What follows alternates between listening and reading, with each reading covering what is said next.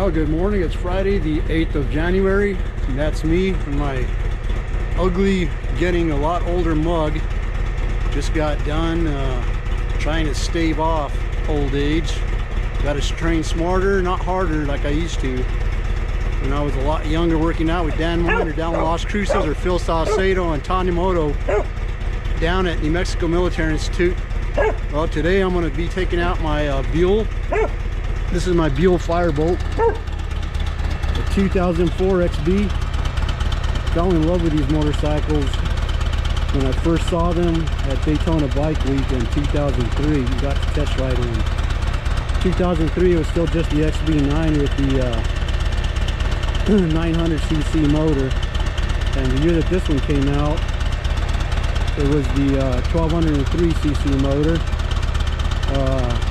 And huge improvement over the previous year's first try at this bike.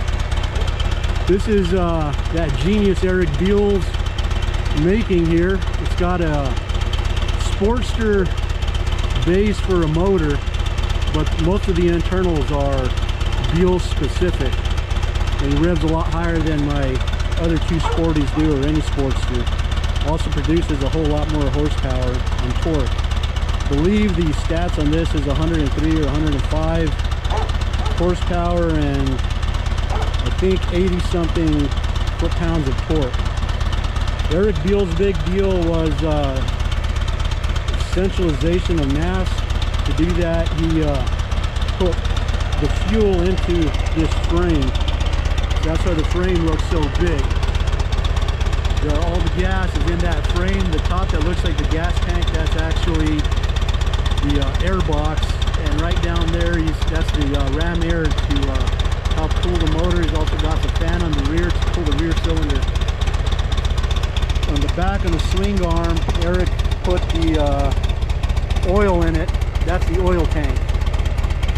And what he did with the wheels to lighten the weight of the bike to improve handling, he put a perimeter brake, a huge perimeter brake, 6-piston single caliper brake that actually brakes better than a lot of 2-disc brakes. What the way this works is the braking power on a conventional disc brake puts so much pressure as you're braking onto the rim that the rims have to be strong enough not to bend and twist with the braking. Doing the brakes the way Eric Buell did them, all the forces on the outside with the rims, so he's able to lighten the rims quite a bit. These are aluminum rims, but they're extremely light, with the force being very, very thin. It helps with the handling of the motorcycle a lot. I put this ram air into the bike to help more with the cooling because my fan was kicking on quite a bit in there. Hoping that, I can't tell much, but that it improves some with the performance of the bike. This is a California motorcycle. I bought it from a lady, and that's the California transplant to Corrales down by Albuquerque. She'd only put 1,400 miles on the bike. I think it scared her, so the bike is pretty much brand new when I bought it. The problem is that parking a bike for 14 or 15 years and not riding it, it goes bad a whole lot worse than if she rode the bike every day and put 20,000 miles on the bike. So I had to replace the fuel pump, I believe. All the rubber parts were dry rotted. I had to replace both tires, and the original paint on the rims had started to peel. So Santa Fe Harley Davidson has a powder coater they recommended, and I used them, and they did a pretty damn good job painting it. I don't know if you want to call it KTM or Harley Davidson orange. I prefer Harley Davidson orange. It looks pretty close. The stickers is my doing. Just went on eBay, Amazon, Google, and put stickers on the bike. So this was my bucket list bike. Couldn't afford it when they first came out, and now I get to have fun with it. Fellow NMMI alumni from about 12 miles down the road in a place called Milwaukee He has a Lightning that we usually ride together, but he can't today because he's got his kids doing school at home. So we usually ride together. Last ride we did together, we put about 400 plus miles, rode up to southern Colorado, did about an 8 or 10 hour ride. Killed us. This is not a bike built to have long distance riding. At least he killed me. I couldn't walk for 2 days. It felt like I'd been in the gym working legs and my ass really damn hard. So I got to give homage to my school, New Mexico Military Institute, a school that is the cornerstone of my life, beginning in 1989. So I'll take this bike out for a little workout today. Motorcycle's only got 5,000 miles on it. I put the additional 4,000 on it. Well, 5,900. So about 4,000 miles to go before the next oil change and servicing of the bike. Parts are getting real hard to come by. So thank God for one Harley Davidson dealership in the country, St. Paul Harley Davidson in Minnesota, that held on to a lot of Buell parts and also has acquired manufacturers and vendors that make parts aftermarket for Buells. I'm buying extras of everything. I just bought a new airbox cover. My bike's kind of dirty. This one has a scratch here. I had a canopy on my deck because I've been too lazy, and plus it's kind of expensive to get off my butt and finish the roof to this motorcycle shed.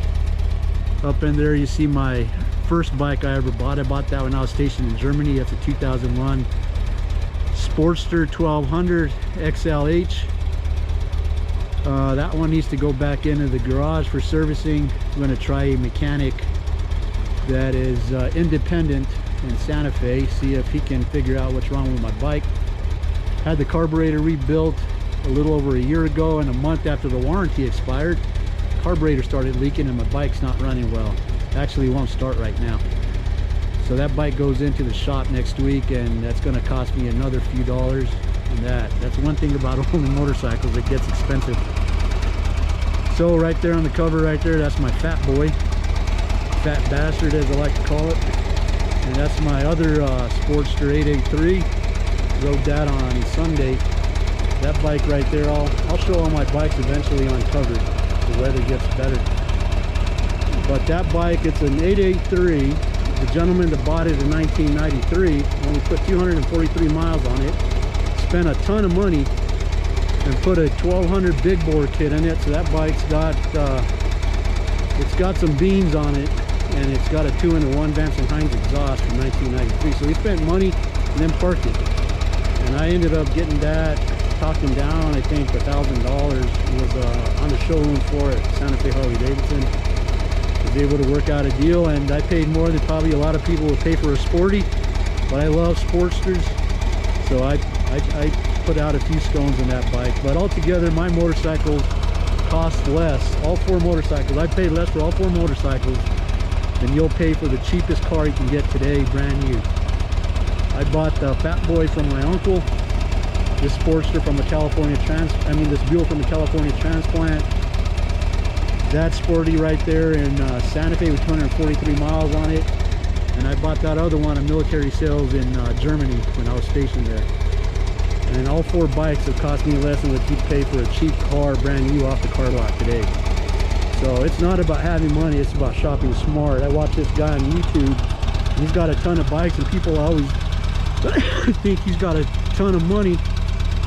And he rightly pointed out that the way he does it with his bikes, and he sells a lot of the bikes that he buys, but the 10 or 12 bikes he's got in his garage there in Arizona cost him less than what it costs you to buy an F-150 stripped down XL with a base V6.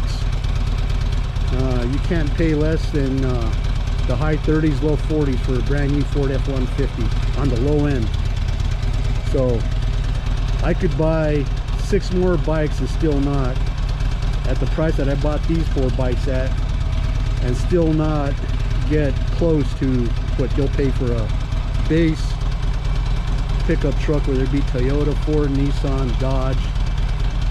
They're still a Dodge, they call them Ram, but it's still a Dodge truck.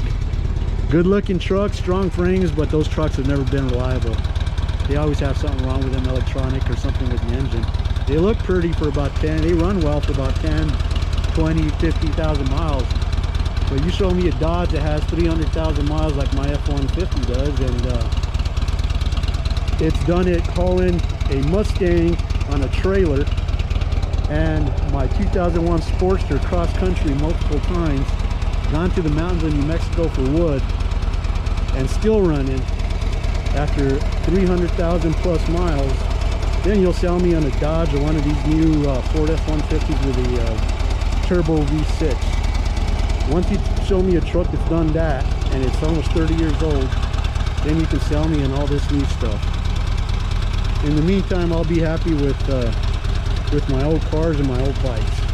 Although I am looking for a bike, I'd love to get me a KTM 790 Duke or 890 Duke. Is still on my bucket list, as is 790 or 890 Adventure from KTM. Those are outstanding bikes. But when I saw that Indian FTR 1200, an American motorcycle, you know, after Harley Davidson canned a lot of their new projects for this year, I think I'm going to try out Indian this year, and that's actually close to becoming a reality here in a few months. I'll still always be a Harley Davidson guy at heart, just like I'll always be a Ford guy. But for now, American is the way I'm going, so I'll have my Harleys. That Buell is from, actually, Harley Davidson owned Buell 100% when that bike came out. Eric Buell was the genius behind it. Huge mistake Harley Davidson made letting Buell go. Unceremoniously, as from what I understand. Huge mistake. That's the American weakness, is thinking short-sighted and just tactical and not thinking strategic. If Eric Buell was still making Buells for Harley Davidson, Harley Davidson would be ahead of the power curve where it stands right now with bikes. They're trying to roll out an adventure bike this year, and looks like they're going to finally roll out a mid-size cruiser with a water-cooled motor that they haven't done well with the 750 that they just discontinued. But hopefully this new water-cooled bike for Harley Davidson will come in competitive and do well. In the meantime, I want to test out Indian. I want to buy an Indian. I'm going to enjoy the hell out of it. I test rode it. Awesome bike. And I'm looking forward to riding that second half of this year. I pretty much ride year round. I freeze my butt off, even with heated gloves, my leather, and a bunch of polypro on where I can barely get my pants buttoned up. But it's my therapy, and that's what I do. I don't drink anymore. I never gone hunting. I'm not that kind of sportsman. I got a buddy, Silver Star winner in Afghanistan. We both ate some of the same dirt there. He's a hunter. He has his own company and production that he does with hunters. If you get a chance, you should check him out. Fellow in New Mexico Military Institute alumni, Marine, MARSOC. He's a Marine Raider, former Marine Recon. Ran into him in Afghanistan during a bad day that he had with the Afghan army he was training and fighting with. Him and a small team of Marine Raiders. Great guy. His company is called Rubicon, Beyond the Rubicon. I went to see one of the shows of their hunting that they do, and it's a great organization. If you're a veteran or you're just an outdoorsman that likes to go hunting, you should check him out. He hunts, I ride. Anyway, that's my Buell. I'll be taking that out today. This went a little bit longer than I expected on the introduction of my Firebolt, but I love that bike. That is probably my favorite bike of the four that I've got. It is the most uncomfortable, but it is my favorite to ride. It's awesome in the mountains on the twisties. It's not a leader bike. Eric Buell never pretended that it was going to compete with the Japanese or European leader bikes. He made it for what it is, and it's strong at what it does. It takes the corners super fast. It's easy to handle. It turns in perfect. This is a bike that's almost 20 years old, and it'll still beat most modern leader bikes in the corners. Once you get out of the corners, leader bike's going to take it. But anyway, you know, it's not about what's better, a leader bike or my Buell or my Harley Davidson. It's about what you like to ride. I'll ride with anybody as long as there's two wheels, you ride responsibly, and you're not a hater. I don't care what you ride. Two wheels, you keep the rubber side down, the shiny parts up, and come out riding with me and Dennis the Menace. We have a good time riding. We ride hard, but lately we've been doing a few more stops. So anyway, that's it. That's my Buell. It's Friday, 8 January 2021. Taking her out today for a little spin, get a workout. I haven't ridden it in a few weeks. It needs to be ridden, so the weather's good. To be in the high 30s, 40s today, so a lot warmer than it's been during the month of December. And just live my simple life here and ride. If you ride, stay safe, and catch you all later.